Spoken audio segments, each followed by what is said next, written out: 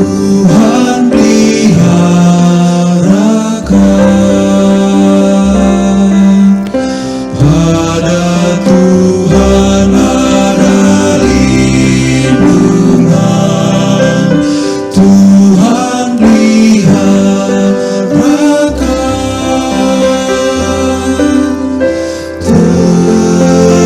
tetapkan hatimu. Tentu Tuhan peliharakan, peliharakan kamu sepanjang umurmu.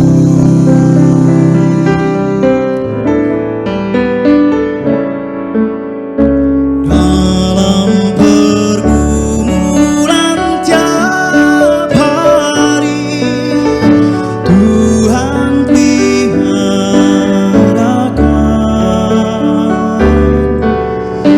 Olehnya setan dikalahkan, Tuhan sepanjang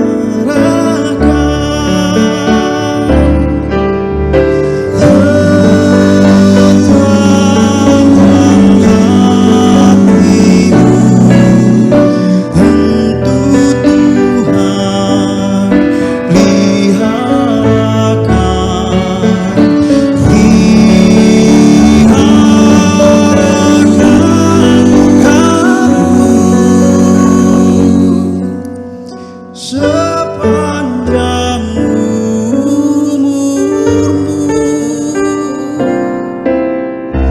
Doamu akan didengarnya, Tuhan peliharakan.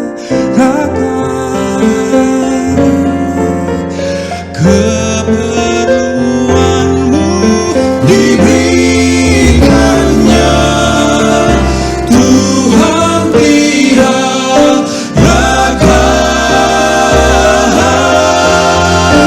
dan will take care of you through every day, all the way. He will take care of you. God will take care of you.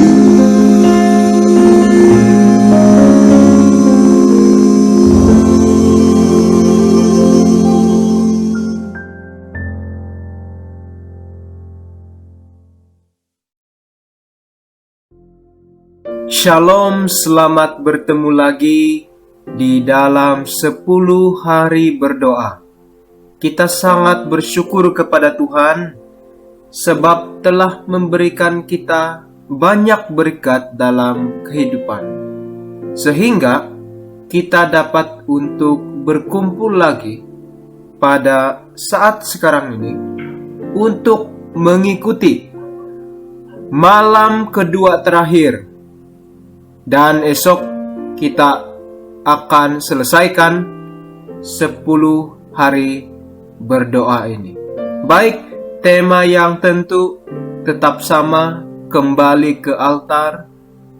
Dan tajuk pada malam ini berbunyi, jangan kehilangan pikiranmu. Amsal 4 ayat 23. Jagalah hatimu dengan segala kewaspadaan, kerana dari situlah terpancar kehidupan. Inti permasalahan, hati manusia yang belum dilahirkan kembali sungguh sangat menyedihkan. Jika Anda menonton berita dari hari ke hari, Anda akan melihat manusia bertindak dengan cara yang membuat kita mempertanyakan kemanusiaan mereka. Tindakan kasih dan kebaikan yang luar biasa terjadi di seluruh dunia setiap saat, tetapi tidak diragukan lagi bahwa kejahatan juga terjadi kemanapun kita memandang. Sementara kita terobsesi dengan perang tanpa akhir, korupsi politik, dan kekerasan yang tidak masuk akal yang terjadi di seluruh dunia, kita juga harus mengakui bahwa kejahatan manusia terus berkembang. Sejujurnya, Alkitab tidak memiliki banyak hal baik untuk dikatakan tentang hati manusia yang belum diserahkan kepada Yesus Kristus. Yeremia 17 ayat 9, betapa liciknya hati, lebih licik daripada segala sesuatu. Siapakah yang dapat mengetahuinya? Hati yang dimaksudkan Tuhan di sini bukanlah jantung yang ada di dada kita, tetapi hati yang ada di otak kita, tempat kita berpikir, pusat intelektual dan moral kita, sumber keinginan dari mana semuanya mengalir.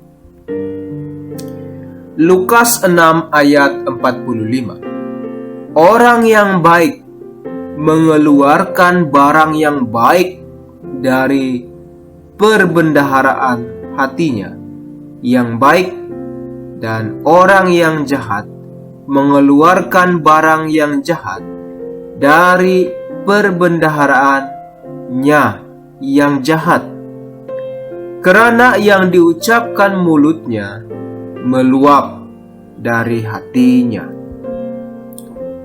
Dengan pikiran kita berbakti.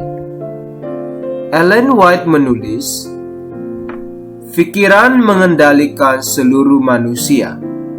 Semua tindakan kita, baik atau buruk, bersumber dalam pikiran. Pikiranlah yang memuja Tuhan dan menyatukan kita dengan makhluk surgawi. Dalam buku Mind, Character, dan Personality, volume 1, halaman 72. Itu adalah pikiran yang ingin Tuhan libatkan dalam pertentangan besar melawan diri dan melawan kejahatan. Mengenai kuasa Alkitab untuk mendidik dan menguatkan pikiran. Tidak ada yang dapat memberikan kekuatan kepada semua bahagian kehidupan selain menuntut siswa untuk mengerti kebenaran ilahi yang menakjubkan. Pikiran beransur-ansur akan menyesuaikan diri dengan hal-hal yang diizinkan diam dalam renungan. Buku Testimonies for the Church, volume 5, halaman 24. Sungguh satu berkat indah jika kita tahu bahwa pikiran dapat dibentuk kembali oleh firman Tuhan yang menyembuhkan. Jaga hatimu. Pikiran manusia harus dijaga, dirawat, dan dilindungi. Jagalah hatimu dengan segala kewaspadaan, karena dari situlah terpancar kehidupan. Amsal 4 ayat 23. Seperti Raja Daud, kita harus meminta Tuhan untuk menciptakan di dalam diri kita hati dan pikiran yang bersih. Mazmur 51 ayat 10. Tetapi kita harus menjaga karunia ini dengan segala kewaspadaan. Waktu pribadi yang teratur untuk memuji, berdoa, belajar Alkitab, dan bersaksi dapat melindungi pikiran kita di dalam Kristus Yesus daripada apapun yang dapat kita lakukan setiap hari. Yesaya 26 ayat 3, yang hatinya teguh kau jagai dengan damai sejahtera, sebab kepadamulah ia percaya. Amsal 4 ayat 23, jagalah hatimu dengan segala kewaspadaan, kerana dari situlah terpancar kehidupan. Baik, semoga pelajaran pada malam ini dapat memberi kita kesadaran dan peringatan betapa pentingnya doa, maksud saya kebaktian pribadi, termasuklah doa, membaca firman Tuhan, memuji Tuhan, itu akan merawat, melindungi, dan memperbaiki pikiran kita, supaya kita dapat menang melawan pertentangan besar di dalam dunia ini dan di dalam pikiran kita. Baik, seperti biasa kita akan tutup dengan doa. Oleh itu, saya menjemput kita semua tunduk dan saya pimpin dalam doa. Ya Tuhan, Bapa yang di dalam kerajaan surga, besar namamu dan kuduslah namamu. Pada saat ini ya Tuhan, kami datang bersyukur karena Tuhan sentiasa memberi kami waktu supaya kami dapat untuk memperbaiki, memulihkan hidup kami, terutama kebaktian pribadi kami bersama dengan Tuhan. Kesempatan yang sangat indah yang Tuhan telah berikan. Bapa di sorga, kami akan memohon keampunan atas dosa-dosa kami. Kami akan berdiam dan mengingat dosa-dosa kami dan mengakui di hadapan Tuhan.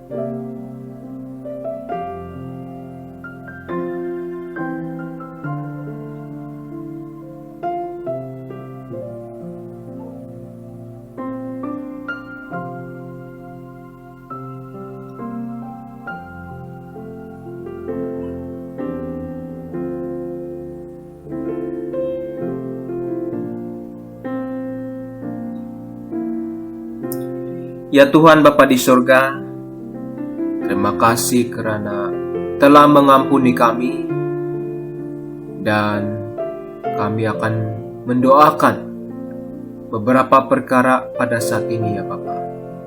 Bapa di sorga, kami berdoa bagi 202 juta orang di 41 kota yang paling tidak terjangkau di Divisi Asia Pasifik Selatan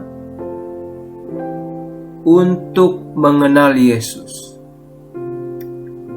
Bapa di sorga, kami memohon Roh Kudus untuk membantu mengetahui cara menjangkau 406 juta orang di 105 kota yang paling tidak terjangkau di divisi Asia Pasifik Utara.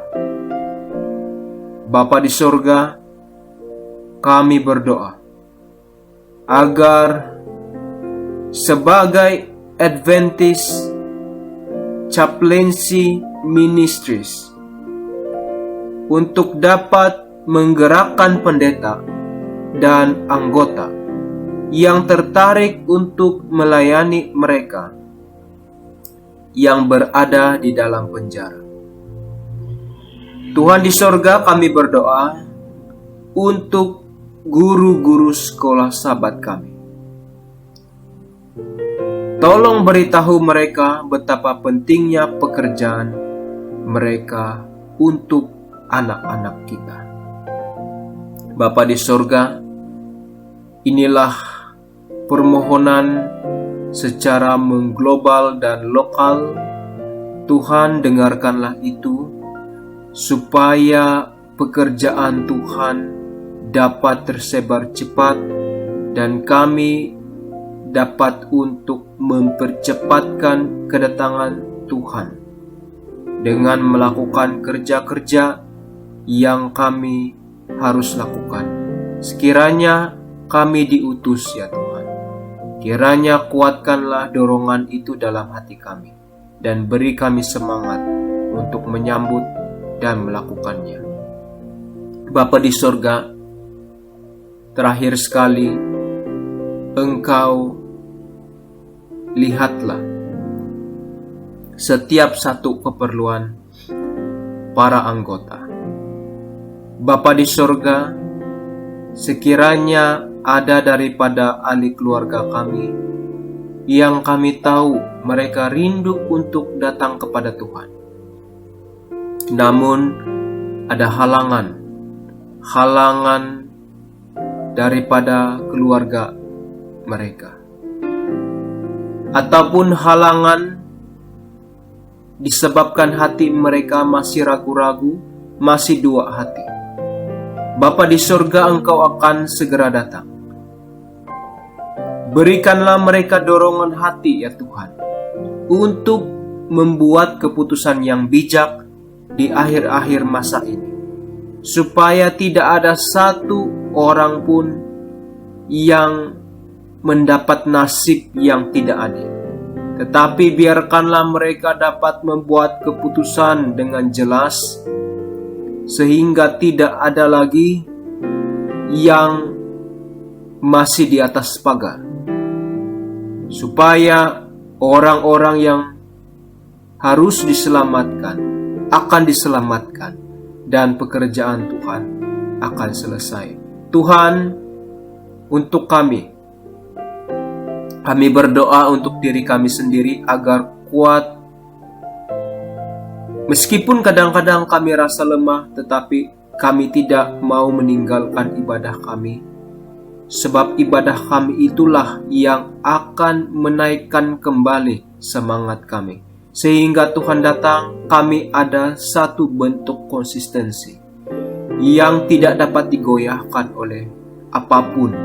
Sehingga kami dicurahkan Roh Kudus hujan akhir, dan pada ketika itu hati kami akan tetap bernyala-nyala untuk Tuhan. Bapa di sorga, inilah doa kami. Pimpin kami dalam hidup ini. Semuanya ini ya Tuhan, kami menyerahkan. Hanya dalam nama Tuhan Yesus Kristus, Juru Selamat, Penebus, dan Sahabat yang mengasihi kami. Amin. Demikianlah sahabat-sahabat untuk malam ini. Kita akan bertemu besok ke Muncak untuk 10 hari berdoa. Kita jangan lepaskan peluang. Sekiranya ada yang termiss hari-hari yang sebelumnya, jangan lepaskan waktu esok, karena esok seharusnya kita bertenang, tidak melakukan kerja duniawi, tetapi duduk mendekatkan diri dengan Tuhan. Karena esok adalah hari Sabat bermula pada malam. Demikianlah, terima kasih. Kita akan bertemu besok. Tuhan memberkati.